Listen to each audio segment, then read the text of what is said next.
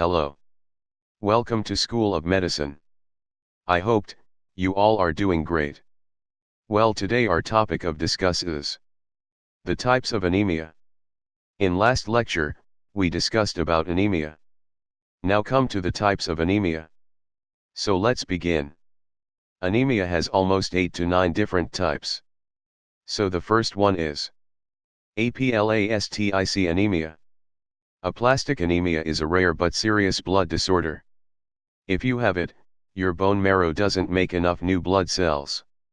Aplastic anemia is an autoimmune disease in which the body fails to produce blood cells in sufficient numbers. Blood cells are produced in the bone marrow by stem cells that reside there. Aplastic anemia causes a deficiency of all blood cell types, red blood cells, white blood cells, and platelets. Now focus on the symptoms of aplastic anemia. The aplastic anemia can develop slowly or come on suddenly. If your blood count gets low enough, it can be life threat. The symptoms of aplastic anemia are same as almost for general anemia, but it is somewhat dangerous. The main symptoms of aplastic anemia are weakness, dizziness, headache, low body temperature, life-threatening consequences, ischemia. If you people find any, come to the next, please ask freely. So, come to the next topic. Okay. Now watch the screen and be active. Megaloblastic anemia. Megaloblastic anemia is a form of anemia characterized by very large red blood cells and a decrease in the number of those cells. Anemias are blood disorders that occur when the body has fewer red blood cells than normal. Usually, megaloblastic anemia is due to acquired deficiency in vitamin B12 or folic acid. People who have pernicious anemia can't absorb enough vitamin B12 from food. Technically, the term pernicious anemia refers to vitamin B12 deficiency due to a lack of intrinsic factor. Often though, vitamin B12 deficiency due to other causes also is called pernicious anemia. Pernicious anemia. We can simply define a pernicious anemia. Pernicious anemia is a condition in which the body can't make enough healthy red blood cells because it doesn't have enough vitamin B12. Vitamin B12 is a nutrient found in some foods. The body needs this nutrient to make healthy red blood cells and to keep its nervous system working properly. Pernicious anemia is a deficiency in red blood cells caused by lack of vitamin B12 in the blood. Intrinsic factor helps the body absorb vitamin B12 in the intestine. The loss of parietal cells may be due to destruction by the body's own immune system. A balanced diet is very necessary for the proper growth and body functions. So, eat healthy and be healthy. Now, watch the screen and focus on the sideroblastic anemia. That type of anemia in which your body can't use iron to make hemoglobin, the protein that carries oxygen in your blood. The iron buildup causes the formation of abnormal red blood cells called sideroblasts. Or, we can ASLO say, sideroblastic anemia, or siderotrestic anemia, is a form of anemia in which the bone marrow produces ringed sideroblasts rather than healthy red blood cells, erythrocytes.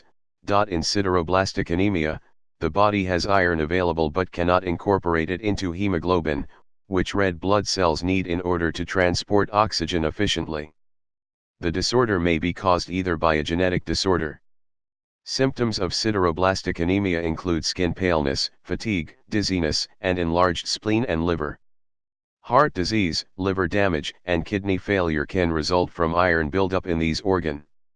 Now, we will discuss what is congenital dyserythropoietic anemia.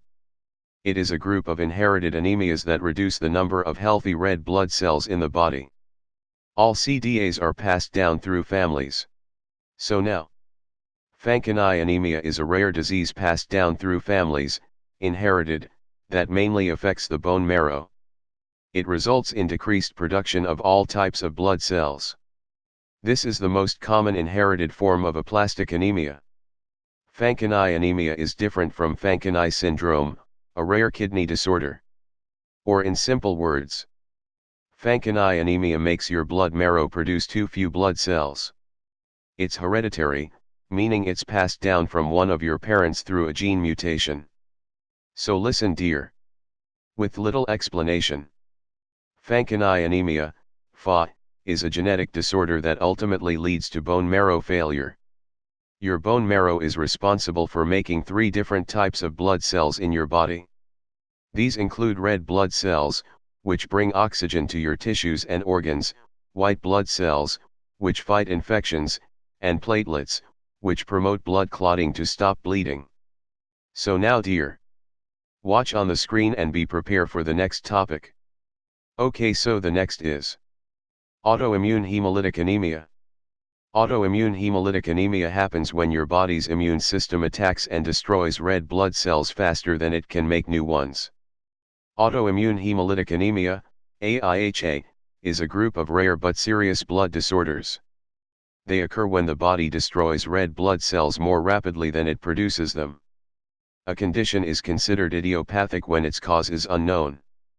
Idiopathic AIHA, autoimmune hemolytic anemia, can be life-threatening because of its sudden onset.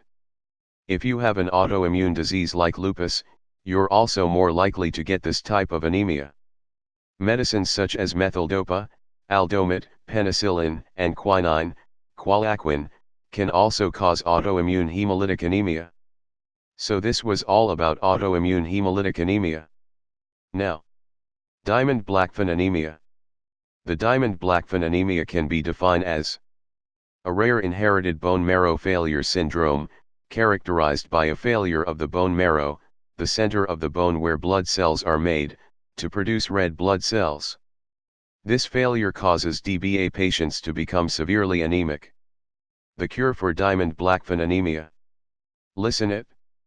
This is very important to be noted. For some children, Diamond-Blackfan anemia can be cured by having a transplant of blood-forming stem cells from a healthy donor.